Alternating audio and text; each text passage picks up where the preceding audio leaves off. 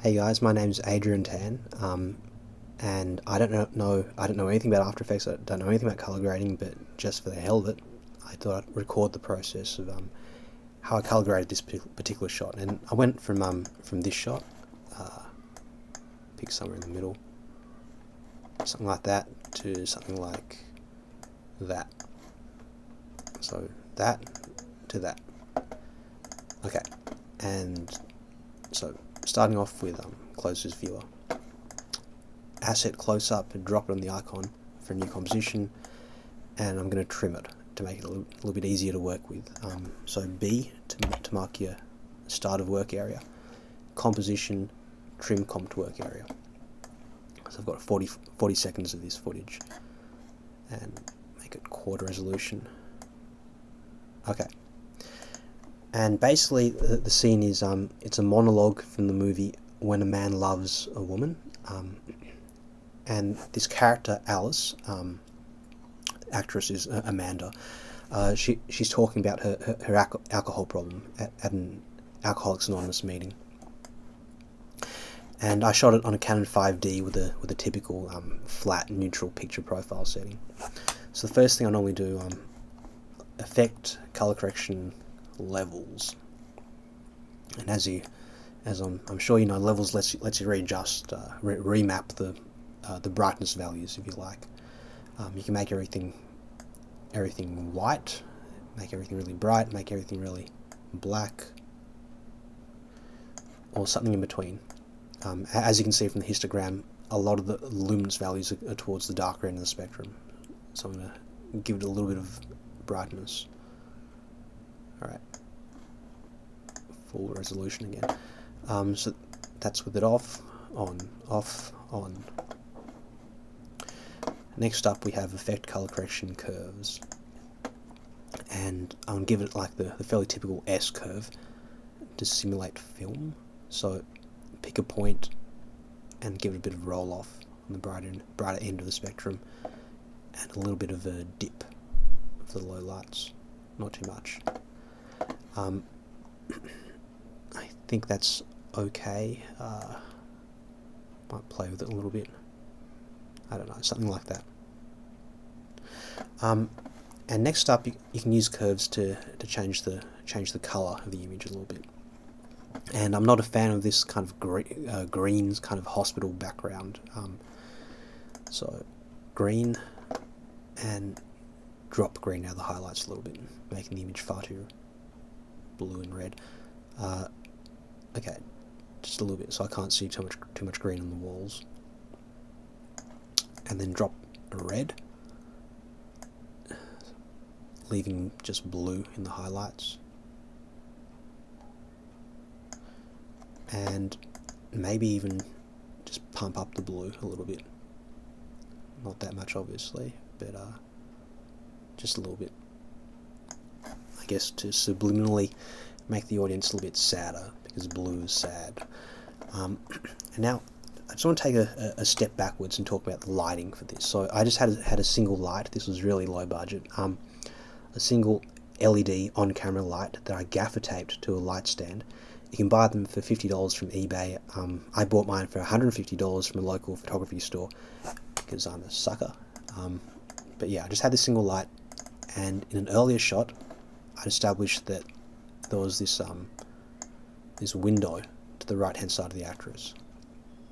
So that motivated this light from this direction. And I experimented a little bit. I walked around the actress and kind of tried the light at different intensities, at different angles. And this kind of felt right. I'm not quite sure why.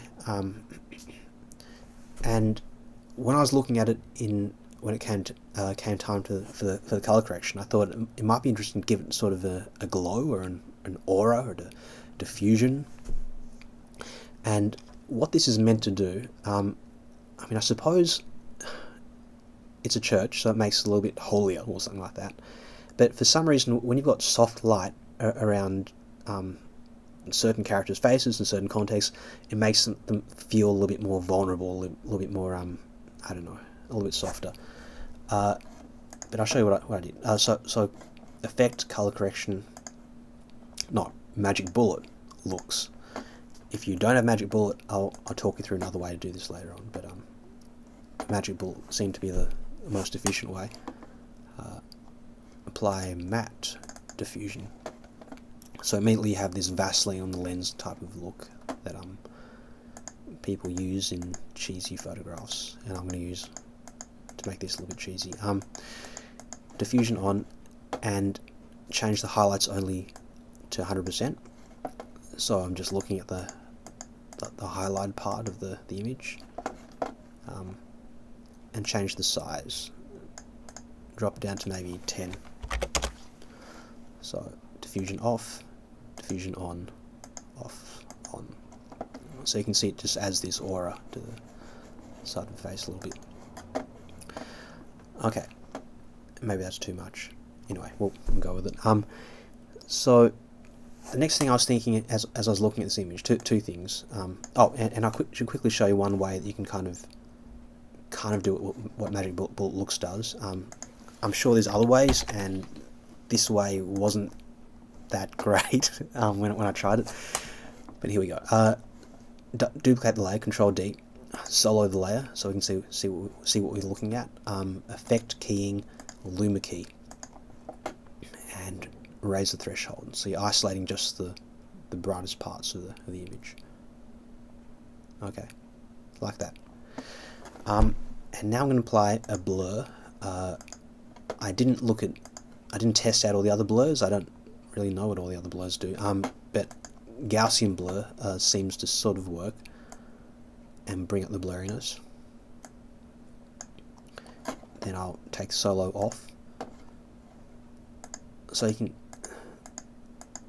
That doesn't seem to do very much. But what happens if I increase the blurriness even more? Does something. And if you change the transfer mode to screen, then you're going to notice something pretty unnatural looking. You can also T, opacity, and drop opacity,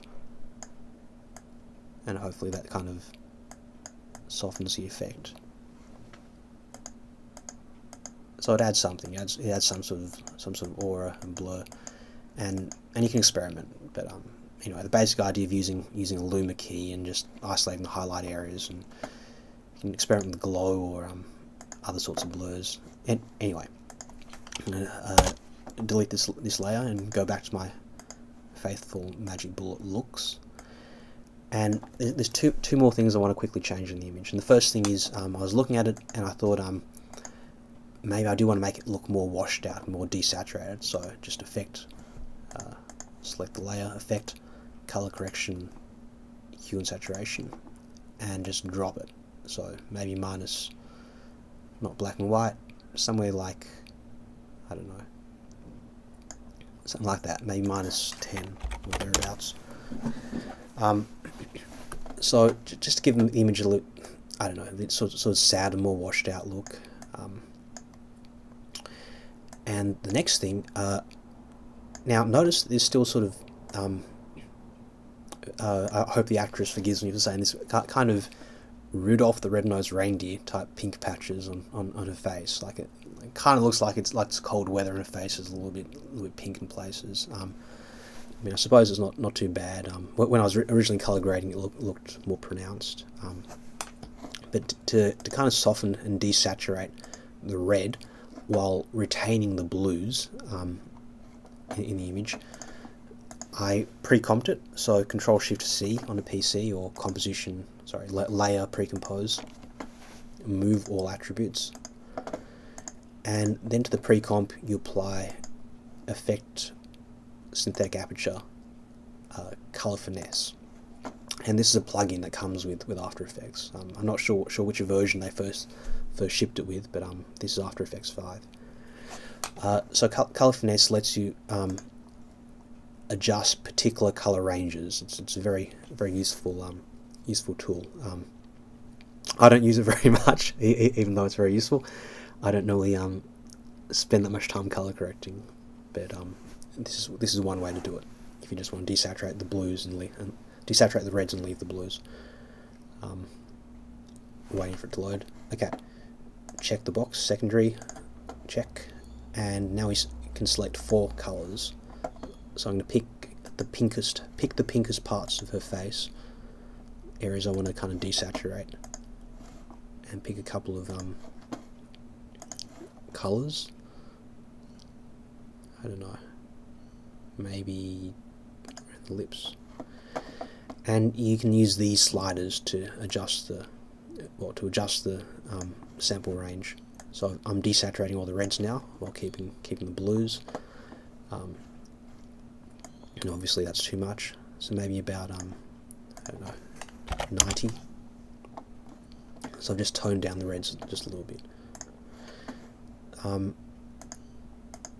It's pretty subtle. So this is with it off, and this is with it on. So it just kind of desaturates a little bit. Now to compare it to the original close-up, and there you have it. So I hope you found this just a little bit interesting, or I hope you're not as, I don't know what I'm saying. Anyway, that thanks a lot, guys, and I'll talk to you next time.